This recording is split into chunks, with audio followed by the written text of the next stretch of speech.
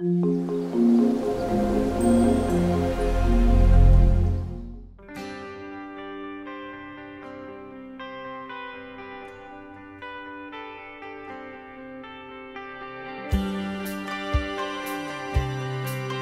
tout le monde, c'est Nat, je suis ravie de vous retrouver pour cette nouvelle vidéo qui concerne le challenge des 31 jours au pays du tarot. Alors, comme je suis très en retard par rapport aux autres, donc je pense que je vais le finir en février certainement, mais ce n'est pas très grave. Je vais répondre aujourd'hui à 4 questions. Voilà, je vais grouper les questions, comme ça pour moi c'est plus facile, et puis vous, ça vous fait plein de petites choses dans une vidéo. Donc, je vais répondre aujourd'hui aux questions allant de 9 à 12. Alors, la question 9, est-ce que j'utilise des applications smartphone? La réponse est non. J'en ai utilisé. J'ai utilisé celle du Gaian Tarot de Johanna Powell Colbert. J'ai utilisé celle de l'Ostara Tarot et celle du Keeper fin de siècle de Ciro Marchetti. Mais aujourd'hui, ça fait très longtemps que je n'en utilise plus, ça fait plusieurs mois que je n'utilise que mes cartes papier.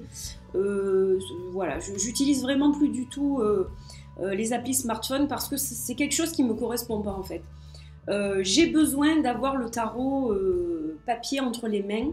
Et donc, les seules fois où j'ai utilisé les applis, c'est quand je n'avais pas encore ces tarots. Donc le tarot Gaian, c'était avant que je reçoive ma version collector que ma famille m'a offert.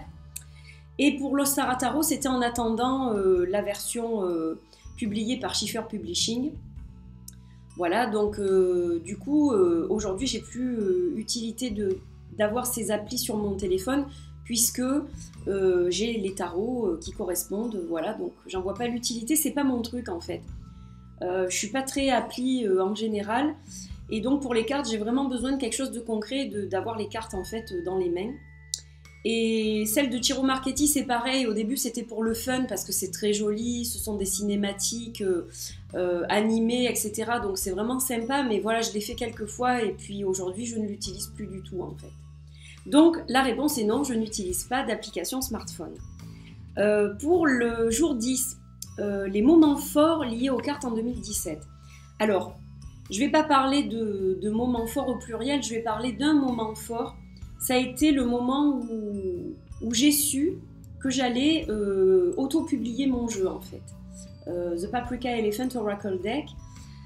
Donc quand j'ai compris en fait que vraiment j'allais au bout de cette chose-là parce que eh bien, ça me tenait à cœur et que des gens m'avaient encouragé à le faire, c'est quand j'ai reçu la maquette de mon jeu, qui est donc la version définitive en l'occurrence, puisque j'avais demandé plusieurs maquettes à différents fournisseurs et que c'est celle-ci qui a retenu mon attention. Donc c'est quand j'ai reçu ce jeu, que je l'ai eu entre les mains, que j'ai compris que quelque chose allait se passer. Je ne sais toujours pas où ça va me mener, mais peu importe. Ça sort de moi, ça a mon énergie. C'est quelque chose que j'ai créé, qui vient de moi et voilà, je crois que c'est comme un bébé de papier et je suis très très heureuse d'avoir pu mettre ce projet en place. Et donc voilà, je vous le remontre brièvement, mais ça a été ça le moment fort pour moi l'année dernière. 2017 s'est marqué par la finalisation du projet. Et donc si je ne l'ai pas mis en précommande avant, c'était parce que je ne voulais pas le faire au moment des fêtes, tout simplement. Mais j'ai attendu 2018, mais ce jeu a été créé en 2017 en fait. Et même si la publication a lieu cette année, c'est le moment fort de mon année passée. Voilà, cet éléphant paprika, ça représente beaucoup de choses pour moi. J'adore ce jeu. C'est difficile de s'auto-critiquer, de s'auto-juger. J'arrive pas à émettre de critiques vraiment constructives. Je l'adore, mais oui, c'est normal, c'est le mien, donc je ne peux que l'aimer. Sinon, je ne l'aurais pas créé de cette façon et il ne serait pas comme ça. Et voilà, donc ça représente beaucoup et je suis très émue chaque fois que j'en parle parce qu'il a pris vie. Il a pris vie ce jeu et puis vous êtes très très nombreux à l'avoir déjà précommandé. Donc il en reste plus beaucoup en fait. Et du coup ça me transcende en fait, je sais pas, ça me porte, voilà, je suis vraiment ravie de cette aventure et et de voir que l'éléphant paprika va voyager à travers le monde, en Australie, aux États-Unis, en Suisse, en Belgique, à La Réunion, au Canada et en France bien sûr. Voilà, donc je suis très heureuse et donc voilà, mon moment fort vraiment de l'année dernière, c'est l'éléphant paprika. Ensuite, pour la 11e question, quelle est la carte qui m'a collé au basque en 2017? Alors, il n'y en a pas une, il y en a deux, ex aequo. Elles m'ont collé au basque, je parle de mes tirages à moi là. Hein. Elles m'ont vraiment collé au basque. Je ne pouvais pas m'en détacher. Et puis l'arcane de cette année, c'est encore lié, vous allez le voir. Donc, pour vous illustrer cette question, j'ai choisi le Liminal Tarot de Penelope Klein qui est magnifique. Alors malheureusement c'est un jeu qui n'est plus édité, c'est un jeu autopublié et il a été édité à 200 exemplaires seulement et a priori il ne sera pas réédité par l'auteur puisqu'elle a tendance à faire des jeux comme ça un peu éphémères. Donc voilà, c'est pour ça aussi que j'ai choisi ce jeu pour vous permettre de voir les jolies cartes. Donc les deux arcanes qui ont illustré mon année. Les deux cartes qui m'ont collé au bas, ce sont deux arcanes majeures. Il y a la mort tout d'abord. Donc moi je le vois comme une transformation, c'est-à-dire la fin de certaines choses, mais le début d'autres choses, un renouveau, une transformation, changement, etc. Et ça a bien été ça l'année dernière, puisqu'il y a eu donc mon bébé l'éléphant paprika, mais il y a eu aussi plein d'autres choses au niveau professionnel, etc. Et donc c'est vrai que ça représente assez bien mon année, et c'est l'arcane qui me suit en 2018 en plus. Si je suis le calcul de Claire, parce que j'en ai plusieurs. Mais si je suis le calcul de Claire de la Lune, donc c'est cet arcane-là qui me colle cette année. Et il y a eu aussi l'ermite l'année dernière. Donc parce que ça me correspond en fait. J'ai souvent besoin de m'isoler pour faire des travaux d'introspection, pour travailler sur moi, pour méditer, pour chercher la lumière dans l'ombre. En fait, c'est vrai que ça me correspond beaucoup. Et donc l'année dernière, cette carte a été très présente et les actions donc liées à cette carte ont été très présentes.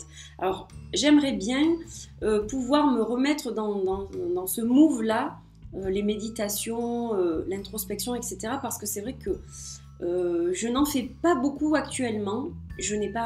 Malheureusement, je n'ai pas de temps suffisant en fait, c'est pour ça. Mais voilà, ça me manque beaucoup et j'aimerais bien que l'ermite revienne faire un tour un petit peu dans ma vie ces jours-ci. Voilà donc les deux cartes qui m'ont accompagnée, la mort et l'ermite. Arcane 13 et l'ermite. Et donc je vais finir par la 12e question. Quel est le jeu que j'ai finalement rayé de ma liste d'envie? Alors je vous mettrai quelques photos. Comme ça vous pourrez voir à quoi il ressemble.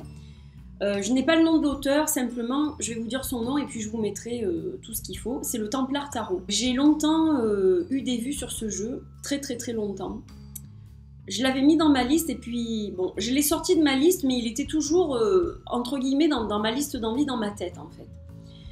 À l'heure actuelle j'ai plus trop de liste d'envie, ça je vous en avais parlé l'an passé.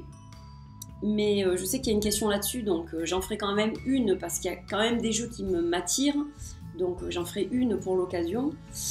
Donc pour revenir à cette question, ce tarot, le Templar Tarot, il est magnifique, mais je sais pas, il y a quelque chose qui me bloque en fait, je sais pas pourquoi. Alors c'est un tarot et c'est aussi un oracle, il y a deux parties je crois dans ce jeu, il y a énormément de cartes.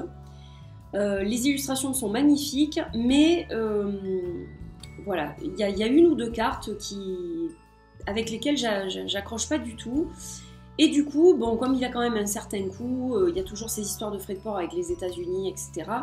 Donc, je l'ai vraiment rayé définitivement de ma liste. C'est un jeu que je n'achèterai pas parce que il ne m'attire plus tant que ça finalement. Et puis, j'ai décidé de travailler avec déjà les jeux que je possède. Que je ne vois pas forcément parce que j'en ai quand même une certaine quantité maintenant et je trouve ça très dommage. Donc du coup ma liste d'envie pour cette année sera très petite et je l'ai vraiment rayé de ma liste. C'est un jeu que je ne pense pas acquérir parce que je vous dis maintenant il m'attire moins, je suis plus basée sur d'autres jeux. Et donc voilà, du coup, j'ai décidé de l'enlever de ma liste en début d'année. Voilà, tout simplement. Je me suis dit, quand j'ai lu la question, je me suis dit que logiquement, c'était celui-ci que je n'achèterais pas. Voilà.